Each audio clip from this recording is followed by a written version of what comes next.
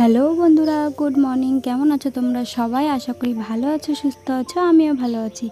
তো দেখো, ঘুম থেকে উঠেছি, উঠে মুখ হাত পা ধুয়েছি, তারপরে তোমার চুল টুল বেঁধেছি, বেঁধে এই যে এখন ভাবলাম যে বাবু যতক্ষণ ঘুমাচ্ছে তাহলে একটু ঘরটা ঝাড়ু দিয়ে দিই। তো এই দেখো ঘরটা ঝাড় দিয়ে দিচ্ছি। আর আমাদের এই ঘরগুলো না বহু পুরনো, তোমরা হয়তো দেখেই বুঝতে পারো, কারণ ফেটে ফেটে গেছে। আর অনেক পুরনো ঘর আমাদের এগুলো। আর আমাদের এখানে কিন্তু গঙ্গা এলাকা, যেহেতু মানে আগে না খুব বন্যা হতো, মানে একটু জল উঠলে, মানে জল টল বাড়লে পারে গঙ্গায়, তাহলে কিন্তু উঠোন টুঠোন একদম ভেসে পুরো ভর্তি হয়ে যেত, মানে উঠোন টুঠোনে জল উঠে যেত, রান্নাঘর ডুবে যেত, মানে অনেক কষ্ট করে তখন সেই সব দিনগুলো না কাটাতে হতো। তো মা তখন কোথায় রান্না করবে, এই বারান্দার ওপরে টিন কেটে এখানে উনুন বানিয়ে এখানে না রান্না করতো। আর তখন তো অত বুদ্ধি ছিল না যে শান ফেটে যাবে কি হবে। এই জল আসছে, এই জল বাড়ছে, মানে যখন বন্যার টাইমটা, এই এত দূর জল আসলো, পাটকাঠি দিয়ে আমরা সব বান্ধবীরা মিলে পাটকাঠি দিয়ে মাপতাম যে দেখি তো আজকে জল কতটুকু বাড়লো, আজকে জল কতটুকু কমলো। মানে সেই টাইমটা না ছোট ছিলাম তো বেশ আনন্দ লাগতো, কিন্তু বুঝতাম না যে কার কতটুকু ক্ষতি হয়ে যাচ্ছে। আমাদের ঘর ধসে পড়ে যেত, ধরো রান্নাঘরের সব টালিগুলো নামাতে হতো, কারণ তখন তো ডোয়াগুলো একদম মাটির ছিল, ধসে যাওয়ার ভয়, টালি নামাতে হতো তাড়াতাড়ি করে, জল বাড়া দেখলে পারেই। তারপর আমাকে না যখনই জল বাড়তো, আমাকে না আমার দাদু মামার বাড়ির থেকে মামা না হলে দাদু নিতে আসতো। আমার না জানো তো মানে বন্যা আসলে পারে তখন না মামার বাড়ি একদম যেতে ইচ্ছা করতো না, কিন্তু মা না জোর করে পাঠিয়ে দিত, কারণ জলে একদম চারদিকটা থই থই করতো। কোথায় চলে যাব তার তো কোনো ঠিক ঠিকানা নেই। ধরো ছোটো ছিলাম তখন, অত বুদ্ধি টুদ্ধি ছিল না, তো মা বাবা তো ওদের কাজেই ব্যস্ত ছিল, মানে ব্যস্ত থাকতো আর কি। তো তার জন্য মা মামা বাড়িতে পাঠিয়ে দিত। আর আমাদের এখানে ইদানিং ছাদের ঘর হয়েছে, কিন্তু আগে না ছাদের ঘর ছিল না। ছাদের ঘর হয়েছে মানে এই কিছুদিন হলো, মানে 2-4 বছর হয়তো হবে, যে প্রায় মানুষেরই ছাদের ঘর হয়েছে। আগে না ছাদের ঘর ছিল না, সবার কিন্তু ডোয়াটা পাকা করা ছিল। ঠিক আছে, ডোয়া পাকা করা ছিল, আবার কেমন পাকা সেটাও বলছি।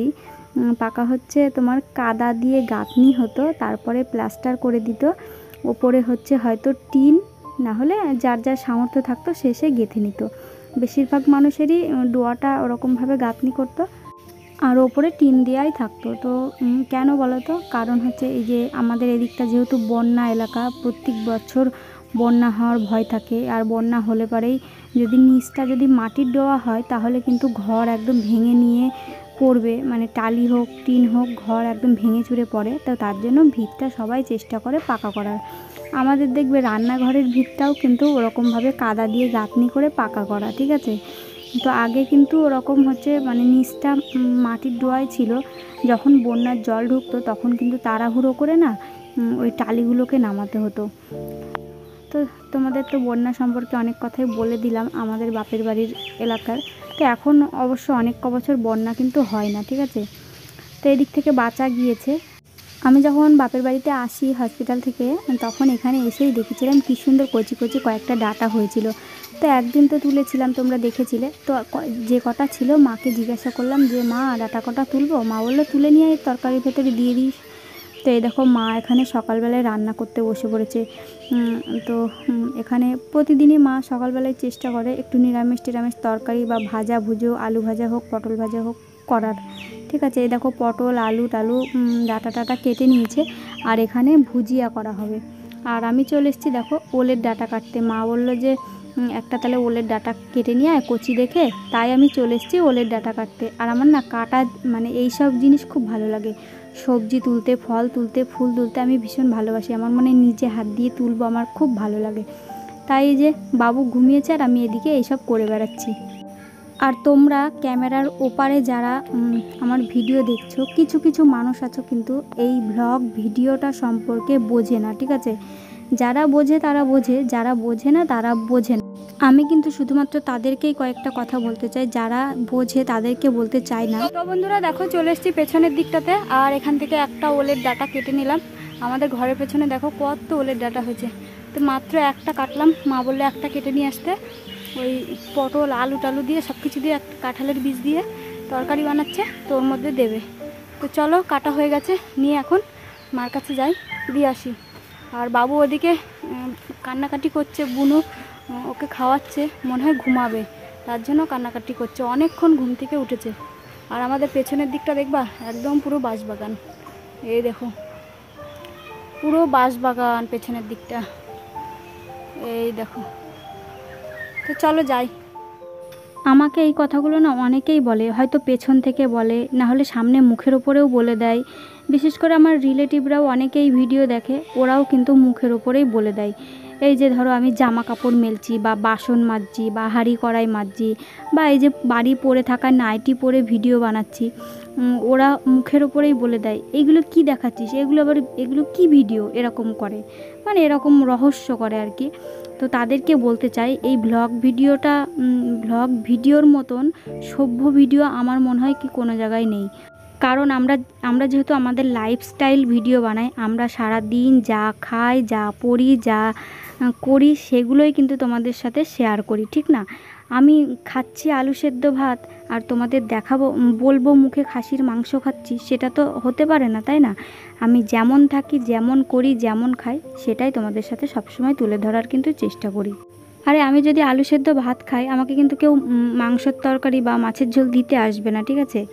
তাই আমি আলু সেদ্ধ ভাত খাই, আমি আলু সেদ্ধটাই কিন্তু দেখাই। আমি ডাল ভাত খাই, আমি ডাল ভাতটাই দেখাই। আমি মাছ খাই, আমি মাছ ভাতটাই কিন্তু দেখাই, ঠিক আছে? যেসব মানুষগুলো বোঝে না যে এ বাবা এগুলো আবার দেখায়, এ মা তুই আবার কী ভিডিও করিস, এসবও দেখাস, এরকমভাবে রহস্য করে কিন্তু অনেকে। কারণ আমাদের ভিডিওগুলোই কিন্তু এরকম, সারা দিন যেমন থাকি সেমনই কিন্তু দেখাই। তো যারা জানো না, বোঝো না, তারা প্লিজ এরকম মুখের উপর এসে বলবে না, পেছন থেকে খোঁচা মারবে না, শুনতে খুব খারাপ লাগে। কারণ ভিডিও অনেক কষ্ট করে ভিডিও করি তো।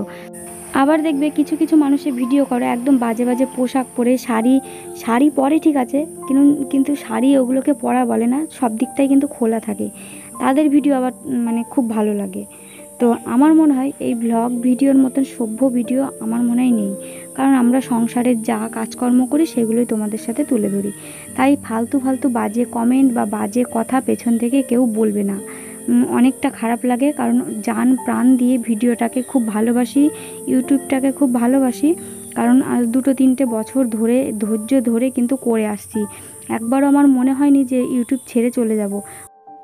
বাবু তাকাও তাকাও, এদিকে এদিকে এদিকে এদিকে, আমি এইদিকে তাকাও, এই যে এই যে এই যে এই যে এই যে এই যে এইদিকে তাকাও তাকাও। হ্যাঁ এই তো আমাদের দুজনেরই ছান করা হয়ে গেছে অনেকক্ষণ আগে, তাই না? কিন্তু ঘুমও দিচ্ছে না, ঘুম পাচ্ছে না বাবুর, ঘুম পাচ্ছে না তোমার? তুমি একটুখানি ঘুমালে আমি একটু রেস্ট নিতে পারি, তুমি তো ঘুমোই দিচ্ছে না। কখন ঘুমাবা? কি দেখছো, কি দেখছো বলো? ইউটিউব ছেড়ে চলে যাব কখন মনে হতো জানো? যখন দেখতাম মানে ভালো ভিডিও করেও বাজে কমেন্ট আসছে, যাদের আর কি কাঠি করা স্বভাব, তারা তো বাজে কমেন্ট করবেই। তো সেই সব কমেন্ট দেখে যখন খারাপ লাগতো, তখন না মনে হতো ভিডিও করব না। আশপাশ থেকে ভিডিও করা দেখে যেহেতু বলতো বাবা সারাদিন এইগুলোই করিস, তোর আর কোনো কাজ নেই, যখন এইসব কথা শুনতে হতো তখন খারাপ লাগতো। কিন্তু কি বলতো, ওই সব কথা শুনতে শুনতে না কান পচে গেছে, আর কিছু গায়েই লাগে না। এখন সব কিছু ধৈর্য ধরতে শিখে গেছি, কারণ আজ 3টে বছর ধরে ধৈর্য ধরে আছি জন্যই কিন্তু ইউটিউবের ভিতরে আমিও বেঁচে আছি। আর যদি ধৈর্য হারিয়ে ফেলতাম তাহলে কবে ফুটে যেতাম, কবে ইউটিউবও আমার জীবন থেকে চলে যেত, হয়তো ইউটিউব বাদ দিয়ে দিতাম, করতাম না, ঠিক আছে?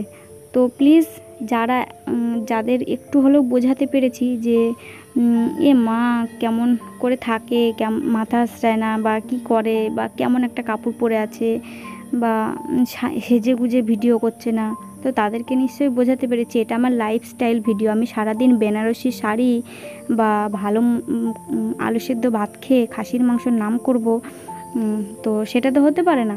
আমি যেটা সঠিক সেটাই তোমাদের সাথে শেয়ার করি।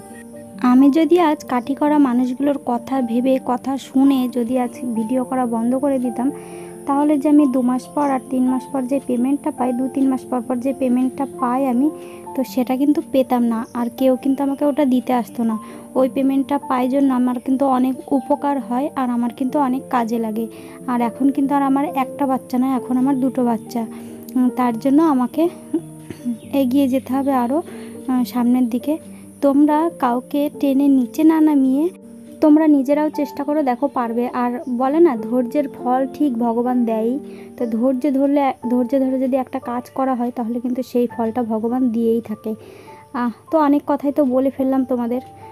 তো জানি না কার কেমন লাগলো, কার কেমন না লাগলো, ঠিক আছে। বিশেষ করে আমার চেনাশোনা পরিচিত মানুষ বা ওরা একটু বেশি ওরকম মানে বলা কওয়া করে, ঠিক আছে। তো এই দেখো পেকেছিল অনেকগুলো কলা, আর এমন সময় কলাগুলো পেকেছিল যে আমার খুব ভয় করছিল যে খেলে যদি কিছু হয়। তো আজকে দেখো লোভ সামলাতে না পেরে একটা কলা নিয়ে নিলাম, নিয়ে খেয়ে নিলাম। আর আমাদের মায়ের না সবারই, আমাদের এই বাড়িতে মানে আমার বাপের বাড়িতে দুপুরের খাওয়া খেতে খেতে অনেকটাই লেট হয়ে যায়। তোমার 4টেও বেজে যায়, কখনো কখনো মা আর বাবার তো খেতে খেতে কোনো দিন সন্ধ্যাও লেগে যায়। তো এই দেখো এইমাত্র মা খেয়ে টেয়ে উঠলো 4টের সময়। খেয়ে টেয়ে মা বললো একটু ছাগলগুলো নিয়ে একটু মাঠের ওদিক থেকে ঘুরে আনি, বাবু যেহেতু ঘুমাচ্ছে তার জন্য। আর মাকে আমি কিন্তু ফোনটা দিয়েছিলাম, জানো তো, মা ফোন নিয়ে গেছিলো মাঠে ভিডিও আপলোড দিতে, কারণ বাড়িতে একটু নেট পায় না। তো মা আসলো ফোনটা নিয়ে, এই দেখো আবারও ভিডিও শ্যুট করছি। এই যে জামা কাপড়গুলো শুকিয়ে গেছে, জামা কাপড়গুলো এখন আমি তুলে নিচ্ছি।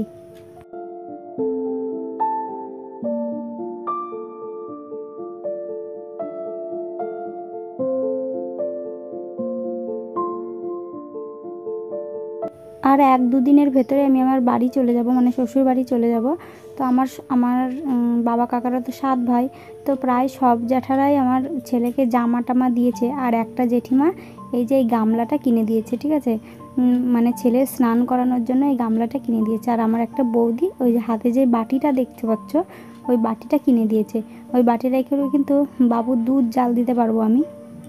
অরিত্রী আমার যখন হয়েছিল তখনও কিন্তু হচ্ছে সবাই একটা একটা করে জিনিস কিনে দিয়েছিল আর কি। বলছে যে জামা তো পরেই থাকবে, তাই বা কেউ হাঁড়ি দিয়েছিল দুধ জাল দেওয়া, কেউ গামলা দিয়েছিল, মানে যে যেমন পেরেছিল দিয়েছিল। আর এই দেখো মা নিয়ে এসছে সন্ধ্যাবেলায় অনেকগুলো কাপড়, কারণ আমার মানে ননদ আসবে, একটা নিতে আসবে। তো মা বললো যে কোন কাপড়টা পছন্দ হয় আমাকে পছন্দ করার জন্য মানে নিয়ে এসছে আমাদের বাড়িতে। তো আমার এই যে এই ব্লু কালারের কাপড়টা বেশি ভাল লাগছিলো, আরগুলো আমার অতটা মানে ভালো লাগলো না। তো এটাই বেশি ভাল লাগছিলো।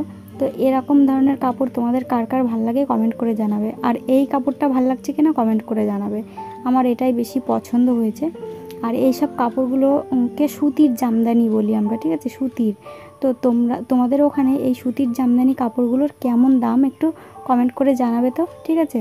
কারণ আমাদের শান্তিপুরে তো কাপড়ের পুরো অ্যাভেলেবেল, আমাদের এখানের কেমন দাম আর তোমাদের ওখানের কেমন দাম সেটা একটু শুনতে চাইছি। আর এই দেখো একটুখানি চাউমিন ছিল, আগে একদিন একটু বোন করেছিল আর একটু বেঁচে গিয়েছিল, সেইটুকু মা যে এই চাউমিনটুকু করে নিল। তো সন্ধ্যাবেলা একটু একটু করে খেয়েছিলাম। আর এটা হচ্ছে পরের দিন সকালবেলা। প্রতিদিনই তো চা বিস্কুট মুড়ি এগুলো খাই। তো মা আজকে কেক নিয়েছে 3টে। তো অরিত্রীর একটা, আমার বোনের একটা, আর আমার একটা। তো আমি আবার মার জন্য একটুখানি কেক রেখে দিলাম। মা বললো কি খাবো না করছিল, আমি বললাম তবুও একটুখানি রেখে দিলাম। হ্যালো বন্ধুরা, গুড মর্নিং। কেমন আছো তোমরা সবাই? আশা করি ভালো আছো, সুস্থ আছো। আমিও ভালো আছি, আমরা সবাই ভালো আছি। আমার বাবুও ভালো আছে, আমার মেয়েও ভালো আছে, আমাদের বাড়ির সবাই ভালো আছে। তো আজকে হচ্ছে শনিবার, আর শনিবার সকাল এখন 9টা বেজে গেছে। আর এখন থেকে ভিডিওটা স্টার্ট করলাম।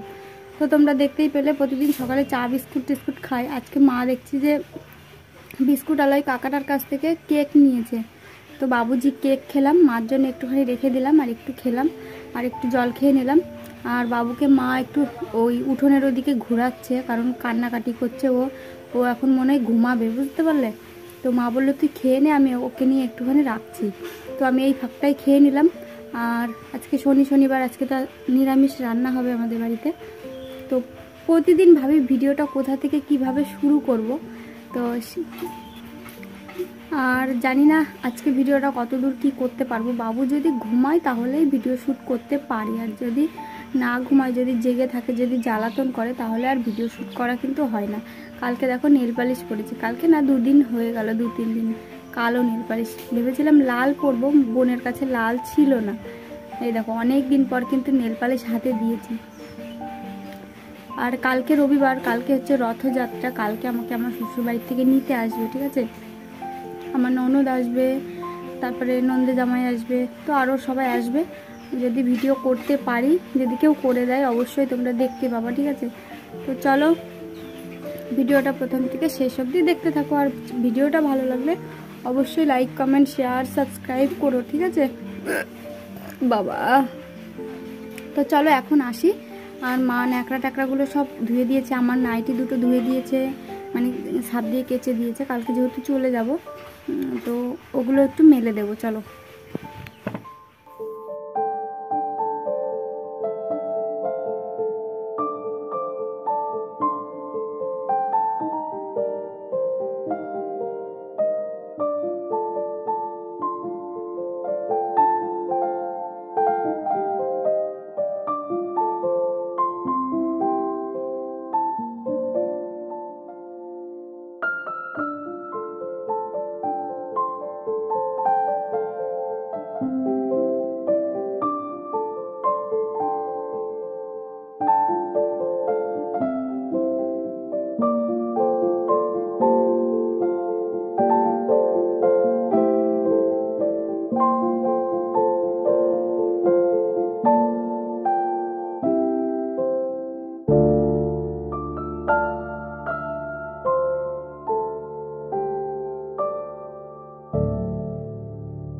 তো এখানে বিছানাপত্রটা গুছিয়ে নিলাম, ঝেড়ে ঝুড়ে পরিষ্কার করে নিলাম। তারপরে দেখো এখন বাবু ঘুমিয়ে গেছে। বাবুকে কত যে কষ্ট করে ঘুমটা পাড়াতে হয়, মানে তোমরা ধারণা করতে পারবে না। মানে ঘুম তো হয়ই না, এই যে শোয়াতে যাব উঠে পড়বে, আবারও ঘুম পাড়াতে হবে, আবারও শোয়াবো, আবারও উঠে যাবে। জানি আমার এই 4-5টা মাস এখন খুবই কষ্ট করতে হবে। তো আমার এই কষ্টের ভাগ কিন্তু কেউ নেবে না, ঠিক আছে? আমার কষ্ট আমাকেই কিন্তু করতে হবে। তোমরা অনেকে জিজ্ঞেস করছো বাবুকে কিভাবে আমি দুধটা খাওয়াই। আমি 30 ml মানে জলে হচ্ছে আমি একদম সমান সমান করে 1 চামচ মানে দুধ দিই আর কি, তো ওটা দিয়ে ওরকমভাবেই খাওয়াই। তো চলো বন্ধুরা, আজকের ভিডিওটা এই পর্যন্তই। দেখতে পাচ্ছ তো বাবু আবারও উঠে পড়েছে, বাবুকে আবারও তুলিয়ে আবারও ঘুম পাড়াতে হবে। তো ভিডিওটা ভালো লাগলে চ্যানেলটা সাবস্ক্রাইব করে আমার পাশে থাকবে। টাটা বন্ধুরা, বাই, দেখা হচ্ছে পরের ভিডিওতে।